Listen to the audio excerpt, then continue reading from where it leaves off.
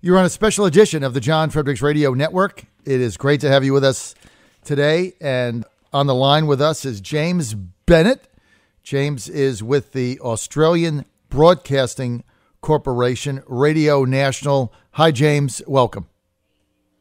Hi, John. Thank you for taking the time to speak with me as well, because I think you can help me understand part of what's happening in America, a project that I'm working on at the moment.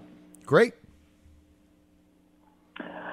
So, John, I came to Virginia essentially wanting to know what the state felt with the last couple of years of Donald Trump in office and find out what people are thinking and how voters judge him, if he is the main issue at these midterm elections, and also what it means for the way that politicians go about speaking to an electorate after a campaign in 2016 that changed so much about American politics. And so I was really interested to speak with you and find out, get a sense of how your audience sees those things and I guess your prognostications for Virginia as well. Okay, well, there's two issues, James. One is Virginia and one is national. So the Trump policies, the Trump America First policies and his administration are not been conducive to Republicans get elected statewide in Virginia. And one of the reasons for that is the growing number of federal employees that live in Virginia and work in Washington, D.C. for the federal government. The Trump administration is not seen by federal workers as friendly to them. As you know, he's just asked for a 5% across-the-board reduction in all agencies, which means jobs. He also called for a pay freeze for federal workers because of the debt that we have. So Virginia is an anomaly, and the tremendous numbers of people living in Northern Virginia that are not Trump supporters basically dominate the state, and so that's why it has gone Democratic. And so the Northern Virginia area, it really makes it tough for Trump's Republican Party to win statewide. Now, in other parts of the state of Virginia, they are doing fine. Southwest Virginia, Southern Virginia, the Shore area, they all have Republicans elected there, and we expect all of them to get reelected, James. Nationally, it's very different. Nationally, it is very different. And what this president has done in these midterms, which is very different from status quo, and he is the great disruptor, as he's barnstormed the country, and he's made this midterm election a referendum on his administration, on his America First policies, on the Trump economy, on trade, and on the success that he's had.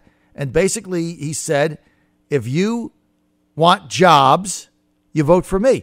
If you want a country, you vote for me. If you want mobs and caravans, you vote for them.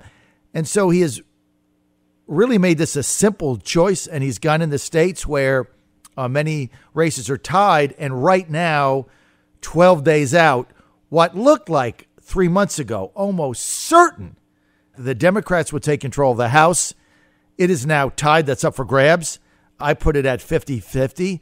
3 months ago, it was like 85-15. Everybody thought the Republicans would win control. And some people actually thought they had a chance to win the United States Senate. That's not happening either. Republicans are going to gain big there. The tide with 12 days is starting to turn Trump's way, James. So I'm really interested, John, to understand those differences that you spoke about in Virginia and what a diverse state that it is. Mm-hmm. Because one of the races that I've found particularly interesting in assessing like what you're talking about there, Donald Trump making these midterms about himself, is how much this represents a really important moment, I sense, for the Republican Party in determining its direction, because following some of the congressional races, particularly the 5th, and speaking to Denver Riggleman, and he's running on a low taxation, small government platform that's quite traditional Republican and doesn't mention the president much at all. So how does that work? Are they one and the same, what Donald Trump's talking about, and small, sort of small L liberal campaigns, so to speak, of more traditional Republican appeals?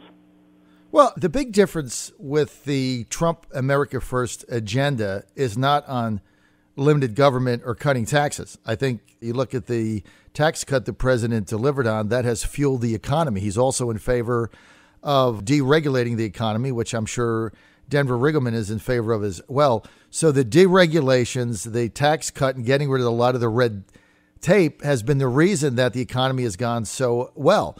So I don't think there's a difference with Denver. Now, in the 5th district race, this is a Republican district. Denver Riggleman is going to win that race handily.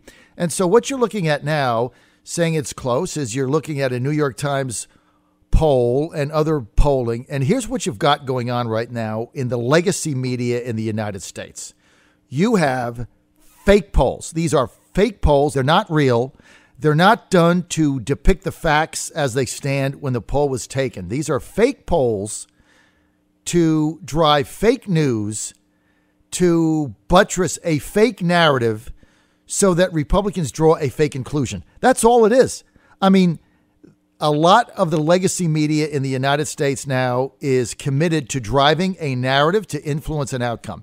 So they show a fake programs like the Cook Report and 538 as well that are both wrong. Both being independent. You put them in that same category? Sure, because all they're doing is assessing races based on fake polling information. Look, these are the same polls that everybody in America that it was in the political business predicted that Clinton would win 538. The whole bunch of them, right? Except me. Right? Because I don't have fake polls. I have real callers from all over the country going to work, blue collar workers, which is my listening base, who call into my show and tell me what's on their mind, driving the punch a clock. That's what I have. I don't have fake polls. So is it the same? It's the same people that mispredicted 2016, except us. We said for months Trump would win, and he did. They were all wrong. And now you think, well, why don't they go back and change their polling metrics or their polling methodology? Well, if they wanted to be accurate, they would do that. They don't want to be accurate. What they want to do is send a message to Republicans that, look, you're losing, you can't win, it's a disaster. Don't volunteer, don't make phone calls, don't work on the weekend helping your Republican candidate. Don't do any of that. Stay home, watch football, have a beer because you're going to lose. It's a waste of time. That's the fake polls driving the fake narrative to get a fake conclusion. John, if I can ask a slightly different question, what do you feel is at stake in these midterm elections? 3 things. The continuation of Donald Trump's America First policy agenda. And Donald Trump has reshaped the decrepit, corrupt Republican Party who sold out to big donors on Wall Street and the gangster banksters in the United States in Lower Manhattan. He has reshaped the party to be the party of the American worker. And a lot of Republicans have come kicking and screaming with that because it's not what they're accustomed to. And he's done this through tariffs and renegotiating these disastrous trade deals to get our manufacturing back. So a Democratic takeover stops that. It stops the entire Trump agenda, and you're going to get open borders, which means more illegals come in, just like you're seeing now with the caravan. The Democrats will do nothing to stop that, and the Republican big donors are going to sit idly by as well. Why? Because, look, James, this is the unholy alliance that has gone on in the United States for 4 decades. Democrats let illegals come in by making laws that make it impossible for them to get deported and kept out. And Republican big donors and big money interests on Wall Street, they want the illegals to come in so they can get cheap labor and drive down wages. So the unholy alliance is Democrats want cheap votes, Republican big donors on Wall Street want cheap labor, and that's the unholy alliance. And that's why, unlike Australia, who has a very strict job-based system, We have an open border situation, and that's what's going on. So if the Democrats win, that will continue. The tax cut plan of the president will get rolled back. They'll start impeachment immediately. It doesn't matter if he puts strawberry jelly on a peanut butter sandwich. They'd be, oh, there it is. Impeach him. Doesn't matter what it is. They drive donor money off impeachment. So everything will stop, and the country and this tremendous economic resurgence that we have in jobs, in economic growth, in GDP, in consumer confidence, in stocks, in savings, everything is up. It all stops. And what about the feeling in the country? Because I felt like this was really interestingly embodied in the Senate primary, the battle between Nick Freitas and Corey Stewart. What do you think that represents in terms of the tensions in the Republican Party today? Well, to use Virginia as some kind of a barometer, James, for the Republican Party national is really a false comparison. I mean, Virginia is an anomaly. The Republicans have lost something like 12 consecutive statewide races, and Corey Stewart doesn't exactly represent the values of a lot of Republicans in the state, so he's going to lose big. And where does he differ, do you think? I don't think people are interested in talking about Confederate flags, Confederate statues, and hanging around with people in Charlottesville that were having rallies. We're interested in some jobs. Some of the alt-right groups that he's been associated with. Exactly. And so I have no interest. I don't really cover the campaign, and so I have no interest. So, I mean, that's what. Why do you think he won then? If he doesn't represent those values? Name ID. I mean, Corey Stewart is a perennial candidate. He ran for lieutenant governor in 2013 statewide. He ran for governor for the nomination for governor in 2017. He almost won. Then he turned around. He ran for U.S. Senate. He's been on the ballot. People heard of him. And, there's some people that are just mad at everything that's going on. But look, Nick Freitas came from nowhere. Nobody heard of him. He had no money. And he was basically an totally obscure state representative from the middle of the state. He had no base at all, and he almost won. But Corey Stewart does not represent the future of the Republican Party in Virginia or anywhere else. He's the past. And that's interesting, isn't it? Because that future, do you feel that there needs to be, is there scope within America First for a message which feels more inclusive to minority groups? I don't know what could be more inclusive to a minority group than a great job, a better education, and a better future than they have today. So I think Trump's America First policies agenda message is completely inclusive to any minority or any American because, James, here's the bottom line. A job is not red and it's not blue. It's green. When you have a good job and you feel secure in your job and you can bring money in to put food on the table and support your family and buy your son baseball shoes or your daughter a new dress for a dance or take them to a movie on a Saturday night, that's what you're for. Doesn't matter whether you're Republican or a Democrat or this or that. That's driving Trump's popularity. It's jobs, it's economic prosperity, it's economic growth, and it's being positive about what the future holds. Because many see that as, many see some of the things, talking about the caravan, for example, as fear-based. As what, James? Well, a lot of his opponents say, look at the tweets on the caravan, for example, as appealing to fear rather than positivity. Well, when 10,000 illegal migrants are coming to invade your country, how are you supposed to react? You're supposed to be excited about that? I mean, first of all, we're a country of laws. The laws are getting flaunted. We have an open border situation. And so when 10,000 or 7,000 or 8,000 illegal aliens come in, statistics show that 99% of them, because of our stupid laws that the Democrats have been in favor of, 99% of them end up staying in the United States. Now, if you come in illegally and you stay in the U.S., here's what happens. You end up in school, so you take resources. That's number one. The second thing that happens is you're a low-skilled worker. Therefore, you drive down wages. So you're not getting $15 an hour like you should in the United States, like companies should pay. Wages start dropping because you flooded the market with excess cheap labor. So wages go down, pay goes down. And then if you've got two people competing for a job and one will take $7 an hour, $7.25, and the other one wants $12, who gets the job? The one that wants $7.25, and that's the illegal. So this is not a positive.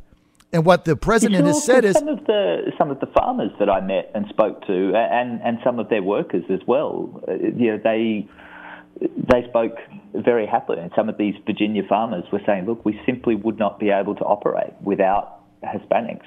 So, many of whom had come initially illegally and might have been able to find a way to obtain a visa following, but who had come initially, and there was certainly a strong understanding on the Republican side amongst a number of the voters and people that I spoke to of the value, the importance of having migrant workers who were prepared to do jobs that they said they simply could not get Americans to do. Then do it legally, James. Then go through our visa application process and do it legally. And then once you're legal, guess what? You got to pay taxes. You're part of the U.S. job system. And then you have to go back when your visa expires. Let me ask you something, James. If a caravan of ships right now from Guatemala were sailing into Sydney, Australia, 10,000 of them, and they just want jobs. And who knows who's in the caravan, James? Some of them could be terrorists. Who knows, right? Could be human traffickers embedded in there. No one knows. Could be anybody, but somebody funded them. And 50 ships land in Sydney. And they say, look, we just want asylum. But Australian farmers, they're going to be happy because they can pay us $5 an hour and we'll do all their farming and clean their hotel rooms or whatever. And so what would the reaction be of the Australian government? Would they be like, sure, come on in. Hey, one for all for one. We got plenty of money here. Or would they send them back, James? The current Australian government would most certainly do that. John, the debate over immigration in Australia has been a similarly fiercely raging one for many years, and a lot of it has focused on very similar issues to what play out in the US. Of course, our borders are, in the words of our national anthem, girt by sea, so it's a little bit more of a hurdle, but certainly the issue of asylum-seeking loads of people coming on boats down from South Asia, Southeast Asia, has been a major sticking point in Australian politics as well for quite a while, and I think it sort of it goes in many ways to sort of what my fascination and what the Australian people's fascination is with what happens in America, because everyone, the Western world over, the democratic world over, has always for so long looked to America as the light on the hill and setting the tone for so many of the debates which are not unique to America, but which are important debates for democracies the world over, and hence the interest in what has changed and the influences which are shaping American politics today. So in Australia, you've passed laws that basically accept legal immigrants on a skill and merit basis. For instance, if Australia has a need for pipe fitters, and there's pipe fitters in Somalia that apply to come to Australia, and the Australian government knows that if they let them in and they go through the proper legal Australian paperwork, that they're going to get a job as a pipe fitter and contribute to the Australian economy, they let them in. That makes a lot of sense. That's the kind of laws the U.S. needs, a merit-based, skill-based system where if we determine economically that we have a need for a certain skill or for a certain job, then regardless of where those immigrants might be from, they get to the top of the list. Because we're not saying we don't want immigrants or we don't want migrants or we don't want people coming into the United States. What President Trump is saying is we want them to come in and be able to get a job, come in legally, and be able to contribute to the betterment of society. Not come in, go on welfare, not have a skill, get a phone, get housing, get food stamps, and overwhelm a local school system. That doesn't make any sense. Right? No country can have that. If you do that, you basically don't have a country. You have basically a mass of land, and eventually you go bankrupt. The United States has a $21 trillion debt. The policy of just open borders and letting anybody in because we happen to be really good people no longer makes any sense. Otherwise, James, no borders, you're not of a country. And I mean, I can certainly understand, John, how that appeals to voters. I guess the interesting side of that is in trying to understand what that means in terms of, does that appeal to most voters? What do people think when they see those? What sort of sentiments and emotions does it evoke? Because even listening to the Democratic side of politics now try to understand, okay, where did they go wrong? Where did they go so wrong in 2016 that they were entirely blind to the appeal of Donald Trump and his appeal to the working class? It's really interesting to try and understand which of those messages appeal. And I'm kind of interested as well to ask you if you feel that the Democratic Party has learned anything from 2016 in what you observe both in local races and at national level. What are they doing differently? Have they learned anything, do you think? No. They learned nothing. What makes you say that? You just look at the policies that they've enacted. If you look at the national Democratic agenda right now, do you have any idea what they stand for or what they're attempting to do other than they hate Trump? Do you have any idea? Do they have a single policy? No, they're going to impeach Trump and roll back the biggest tax cut in history. And they're going to open up the borders and they're going to increase sanctuary cities. And a whole bunch of them want to get rid of the only law enforcement organization we have called ICE. That's the acronym, in order to remove illegals. So the Democratic policies are exactly what got them beat in 2016. And in fact, what they did, James, is they doubled down. So not only they didn't learn anything, they still can't understand it. They doubled down. The Democratic Party and the what I call country club Wall Street Republicans, because they're no different. For 40 years, they have sold out the U.S. worker. They've sold them out. They've sold their jobs out. They've destroyed the manufacturing base in the United States as they scour the globe for cheap labor in order to increase shareholder value. They don't care about U.S. workers. They don't care about wages.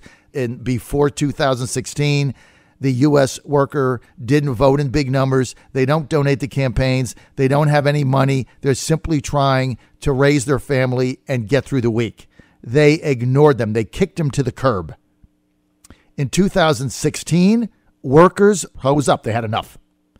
And they saw in Trump and his policies someone who would attempt to protect them and protect their jobs. They don't want welfare. They don't want a handout. They want a job, man.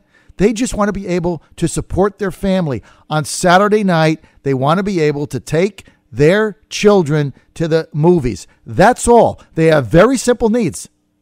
And they have been kicked to the curb by U.S. political Wall Street interest, Goldman Sachs, the whole bunch of them. And when we had the financial crisis, what people don't realize, James, a big thing that drove Trump's victory was the financial crisis we had in 2008 in the United States when we had a record number of foreclosures. Remember that? People getting kicked out of their homes, their cars getting repossessed. We had 9 or 10% unemployment. Who got the bailout, James? Who got the bailout? Wall Street. The financial houses, the bankers got $1 trillion bailout. They all made their money. They kept doing the same thing. Who got hurt? Middle-income workers. They lost their homes. They got kicked out of places. Their credit went south. They couldn't buy anything. Their cars got repossessed. Their jobs went away.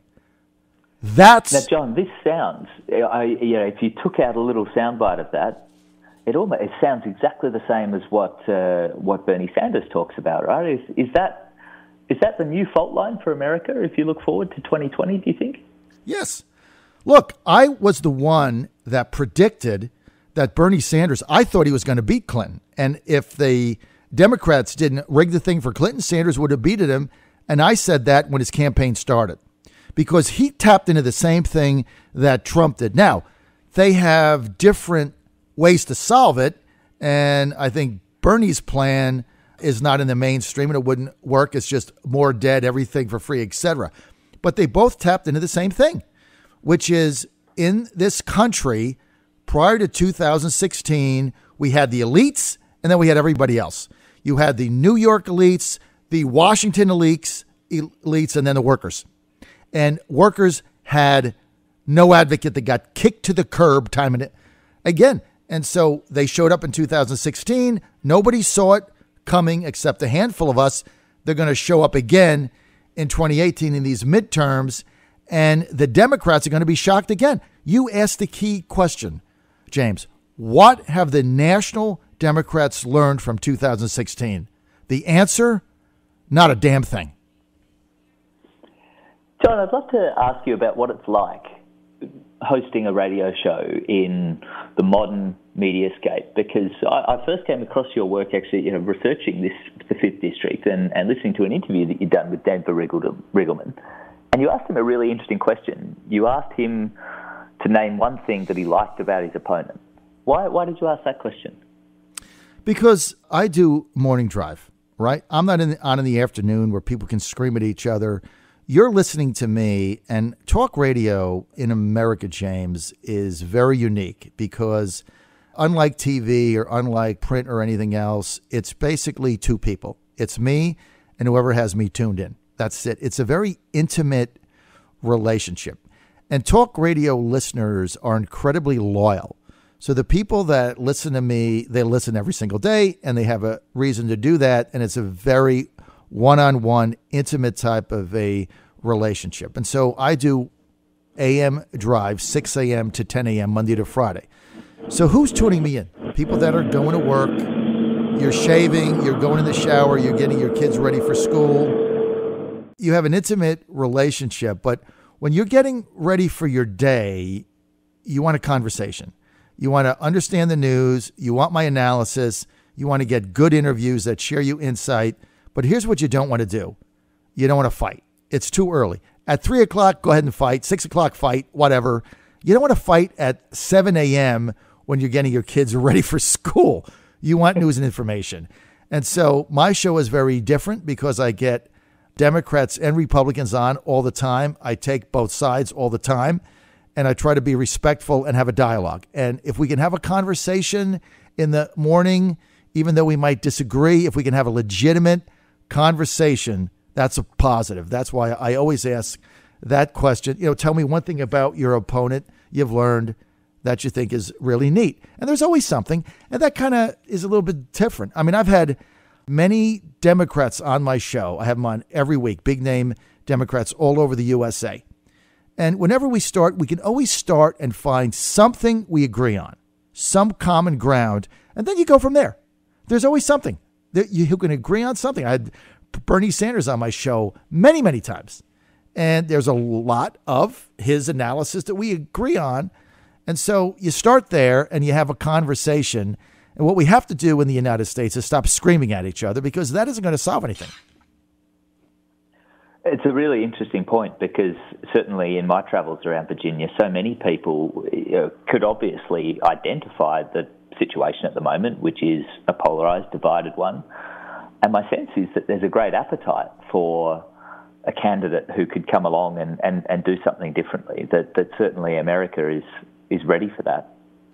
Look, I think Americans are always prefer a civil dialogue and a conversation than the type of very deep polarization that we have right now. But look, James, does it worry you about? I mean, there are some people who say that the delegitimization of American institutions, such as what happens when a Supreme Court fight is so incredibly political, or there is the Republicans refusing to entertain a nomination in the final period of Barack Obama's presidency. Do you? I mean, there are some people who have some really deep concerns for the legitimacy of the institutions which this country fought very hard to build. Do you share those? No. I don't blame the Democrats for what they did. Their base, their donor base, the people that are giving them all this money to wage this campaign, they didn't want a shift of ideology on the Supreme Court in the United States. So they did what they had to do. What we don't have anymore in the country are elected officials who are statesmen and women. That's gone by the wayside. If you go back in American politics, you had statesmen. You had people like Senator Scoop Jackson in Washington and Senator Howard Baker in Tennessee during Watergate. You know, these were statesmen. They were they had their party, but they tried to do the right thing. Now, you don't have that. You have partisan divide, and everybody is trying to do what they think they have to do in order to either advance their career or get money. Money is still driving this whole thing. One of the reasons that Trump... how do you feel about that? Well, it is what it is. I mean, look, one of the reasons that Trump eviscerated 16 capable Republican challengers for the Republican nomination, and I'm biased because I was a supporter of him even before he got in. I thought he'd be the guy. So I'm biased. So I'll say that up front. This is not a non-biased analysis of the primaries. But one of the reasons that he was so successful is he started out every campaign speech and said, I'm spending my own money. I don't have big donor bundlers, and I'm beholden to no one except you. That's what propelled him at the beginning. People don't remember that. The money that drives things here in the United States and politics is crazy. I mean, it's insane. The money drivers are insanity, the number of money spent. The only people reaping benefit off it are the media companies that take the advertising. Media needs to do something to survive. It's not an easy. We're in the wrong business, right? What does that mean for the mediascape, do you think?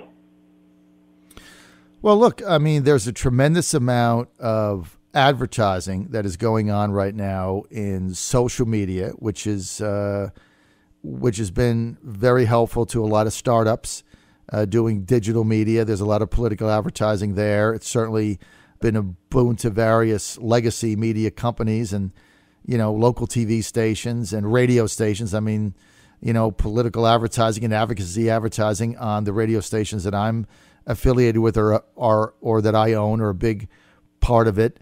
And, you know, money is a huge driver, but it's not the only thing. Trump got outspent by Clinton almost 2-1 and beat her. And the Republicans are going to get outspent in this cycle by the Democrats, probably by the same 2-1. And I think they're going to win. So money is important, but it's not the only thing. You still have to have policies at work. And the reason why I'm very optimistic now that the Republicans are coming back here in the final week and a half is because the economy is just so unbelievably strong.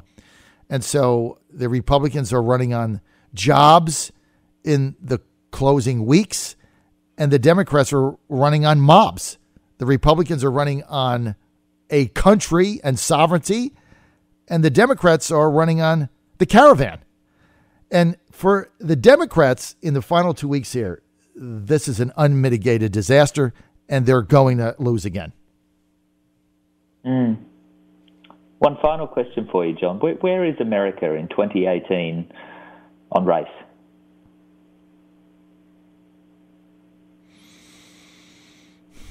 Not in a good place. Tell me more. What do you see as the major fissures on that? You know, the best thing that's happening is prosperity and jobs for all, because jobs and prosperity, a rising tide lifts all boats and brings people together. But we have had a lot of incidents in the United States where African American males have been unfairly targeted by police, and people don't want to own up to that in 2018 in America, but it's real. And a lot of that has been reported in the news. Some isn't. But you would have thought that by now this country was past that, and we still have some issues with it, and it's just not a positive thing for us. And what I'm hoping is that as this economy continues to grow and people feel better about themselves, that we'll be able to come together a little better than we have in the past. John, thank you very much for taking the time to share your thoughts and tell me a bit about your audience and Virginia politics and the state of the nation in 2018. Final prediction? Nationally, the Republicans pick up 5 seats in the United States Senate. They hold Nevada, Arizona, Tennessee, and Texas. These were pickups that the Democrats thought they'd have. They're going to do an offer on that. And then they pick up, they win seats in Missouri, Florida, Montana, North Dakota, and Indiana. Those are 5 that the Republicans win. So they're going to gain 5 seats in the U.S. Senate on November 6th. In the House, the Republicans hang on by 3. And then we have to see what happens because it's going to be close. I think 3 to 5 Republicans hold on, but a lot of the seats are going to have recounts and things like that. But I think they hold on 3 to 5. In Virginia specifically, the 5th, Riggleman wins. The 7th, Dave Bratt wins. The 2nd, Scott Taylor wins. And my big upset is in the 10th, Barbara Comstock, against all odds, beats Jennifer Wexton. So I think the Republicans have a good night there. In the U.S. Senate race, Tim Kaine gets reelected handily, probably 12, maybe more. Interesting. Well, John, I tell you, I really, really enjoyed travelling around Virginia and talking politics with people because one thing being based over here in California, the liberal assumption is so ironclad that I think, unfortunately, it has a detrimental effect on people's ability to stress test their own ideas and listen. I learned about the Virginia way of doing that, and I enjoyed listening to your show and the way you go about it. So thank you for taking the time to tell me a bit about it, and thank you to all your listeners and fellow Virginians, for those of whom I met, for indulging in Australians' questions. Thank you, James. Thanks for having me. Thanks, John.